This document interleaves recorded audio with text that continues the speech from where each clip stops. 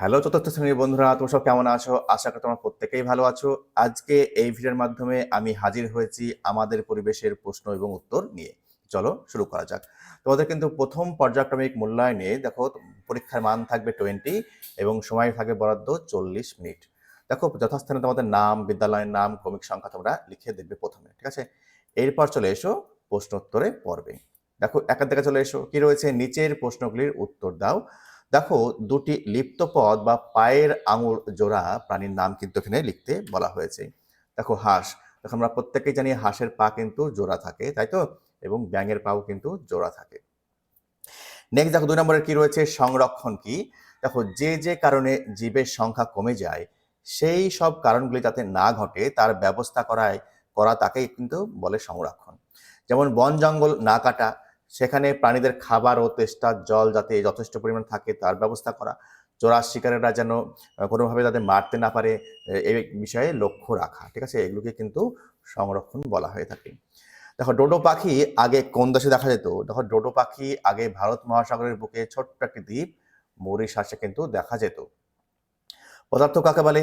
দেখো বস্তু যা দিয়ে তৈরি তাকেই কিন্তু পদার্থ বলে। যেমন প্লাস্টিকের বোতল উদাহরণস্বরূপ বলেছে এখানে। গাছ তার নিজের খাবার কোথায় তৈরি করে? দেখো গাছ তার শরীরের সবুজ অংশগুলিতে খাবার তৈরি করে, ঠিক আছে? দেখো যেখানেই সবুজ রয়েছে সেখানেই কিন্তু ক্লোরোফিল কিন্তু রয়েছে, ঠিক আছে? নেক্সট দেখো শূন্য স্থান পূরণ করো। কাজ করার জন্য ড্যাশ প্রয়োজন। দেখো কাজ করার জন্য শক্তির প্রয়োজন। দেখো ক্ষতে কি রয়েছে, শ্বাসনালীর শেষে দুটো থলির মতো অংশকে কি বলে? এ দেখো ফুসফুস কিন্তু বলা হয়ে থাকে। ভারতীয় সিংহ একমাত্র গুজরাটে দেখো গির অরণ্যেই কিন্তু পাওয়া যায়। দেখো প্রশ্বাস আর নিঃশ্বাসের সময় দেখো আমরা ড্যাশ ফুটোকে ব্যবহার করি। দেখো নাকের ফুটোকে কিন্তু আমরা ব্যবহার করে থাকি, তাই তো? আমাদের মুখে ড্যাশ ধরনের কিন্তু দাঁত থাকে, আমাদের মুখে 4 ধরনের কিন্তু দাঁত থাকে। সব খাবারই আমরা পাই কোথা থেকে? না তো উদ্ভিদ থেকে, ঠিক আছে? তোমরা বলবে না স্যার এটা ভুল হয়েছে। তো দেখো আমরা তো প্রাণীজ খাবারও গ্রহণ করি। দেখো প্রাণী উদ্ভিদ খেয়েই কিন্তু নিজের শরীর কিন্তু বড় করে, ঠিক আছে? এই সব খাবার কিন্তু আমরা উদ্ভিদ থেকেই পেয়ে থাকি। দেখো ড্যাশ ঋতুতে গাছের পাতা ঝরে যায়। দেখো শীতকালে কিন্তু গাছের পাতা ঝরে যায়। অনেক সময় শরৎকালেও কিন্তু কিছু কিছু গাছের কিন্তু পাতা ঝরে যায়। দেখো লালাগ্রন্থি থেকে বের হয় দেখো লালা রস, ঠিক আছে? নেক্সট দেখে নেব সঠিক উত্তরের নিচে কিন্তু দাগ দিতে বলা হয়েছে। গাছের খাবার তৈরিতে দরকার কি? দরকার না তো কার্বন ডাই অক্সাইডের দরকার। বসন্ত ঋতুর পরে কোন ঋতু আসে? না তো গ্রীষ্মকাল আসে। দেখো জল ফোটালে আমরা কিন্তু বাষ্প পাই। দেখো ধানের খোসাকে তুষ বলে, আমরা প্রত্যেকেই জানি। এরপর দেখে নেব নিচের ফাঁকা ছকটি পূরণ করো। তোমাদের কিন্তু এটা আমার পরিবেশ যে বই রয়েছে সেই বইয়ের কিন্তু এই ছকটি কিন্তু দেওয়া রয়েছে, তোমরা হয়তো দেখে থাকবে।